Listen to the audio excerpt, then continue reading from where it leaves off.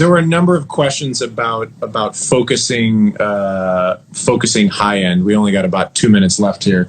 Man, we only got to like 3 questions. Focusing high end is filtering and no shelves. Filtering and no shelves. I was gonna add to that filtering. Filtering has I've added more filtering to my high end where I filter things at 12K or 10K. Like guitars, you can filter oftentimes at like 7 or 8K. 7 or 8. Yeah, and then they fit really nicely. And it turns out that if you want things to not sound harsh, you can actually make the space for things rather, because a lot of times harsh mixes are because a lot of things are competing in the high end, and whether people actually are then turning up too much high end everywhere to try to compensate, which never works because you can't add 10K to 4 things and make any of them clearer. They're all going to still be just as bright relative to each other. So it's filtering out things and shifting things, and maybe something here is going to hit at 12K and something here is going to hit at 9.5, and the guitars are going to be at 6.5 and below, and all of a sudden it makes sense.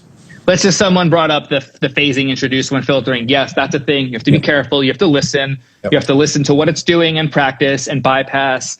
Phasing in the low end to me is a bit more dangerous. So high passes are a lot more dangerous than low passes.